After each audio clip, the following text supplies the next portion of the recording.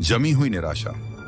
Flight 217 की दुर्घटना Arctic महासागर के ऊपर की दुनिया बर्फीली वीरानी थी, जहां हर ओर सफेदी और नीला रंग फैला हुआ था। फ्लाइट 217 एक व्यावसायिक विमान एंकोरेज, अलास्का की ओर बढ़ रहा था, ठंडे आसमान में अपनी स्थिर उड़ान भरते हुए। यात्री अपनी अपनी दुनिया में खोए हुए थे। कोई सो रहा था, कोई किताब पढ़ रहा था, तो कोई ख्यालों में डूबा था। कोई भी उस भयानक हादसे की कल्पना नहीं कर सकता था जो बस कुछ ही पलों में होने वाला था। अचानक एक जोरदार झटका लगा, विमान जोर से कांपा और एक भयंकर धमाका पूरे केबिन में गूंज उठा। अफरा तफरी मच गई, रोशनी झपकने लगी और ऑक्सीजन मास्क छत से नीचे गिरने लगे।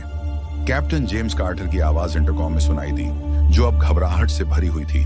महिलाओं और सज्जनों, हमारे इंजन में खराबी आ गई है, कृपया खुद को झटके के लिए तैयार करें। जैसे ही विमान नीचे गिरने लगा, केबिन यात्रियों की चीखों से गूंज उठा। बाहर आर्कटिक की ठंडी हवाएं बेरहमी से गरज रही थीं।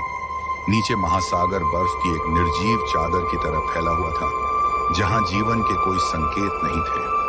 कुछ ही क्षणों में विमान बर्फीले समुद्र पर जा गिरा, जोर से घिसटता हुआ एक तीव्र झटके के साथ रुक गया। शांत माहौल, फिर घायल यात्रियों की कराहें और जलते हुए मलबे की चटकनी की आवाजें सुनाई देने लगी। कुछ जीवित बचे लोग किसी तरह मलबे से बाहर निकले।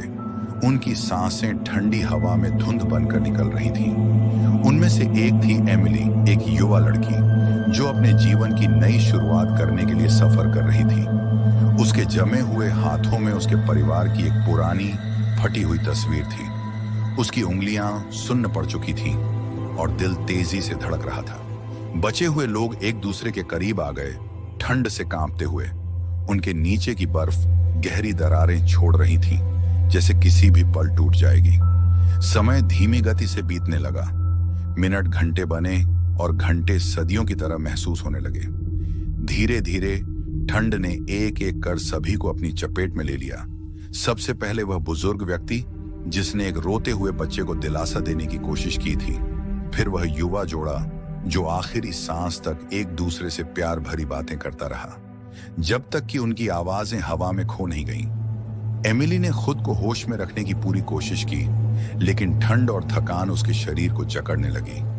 उसने अपने घर के बारे में सोचा, वह गर्माहट, वह हंसी जो अब किसी दूर के सपने जैसी लग रही थी।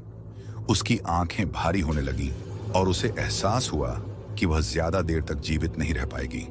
जैसे ही उसने अपनी आंखें बंद की, दूर एक हल्की रोशनी दिखाई दी। रेस्क्यू टीम आ चुकी थी, लेकिन ज्यादातर के लिए बहुत देर हो चुकी थी। आर्कटिक ने उनकी आखिरी सांसें छीन ली थीं। दुनिया आगे बढ़ जाएगी, अखबारों की सुर्खियां मिट जाएंगी, लेकिन बर्फ हमेशा उन आत्माओं को याद रखेगी जिन्हें उसने अपने ठंडे दामन में समा लिया।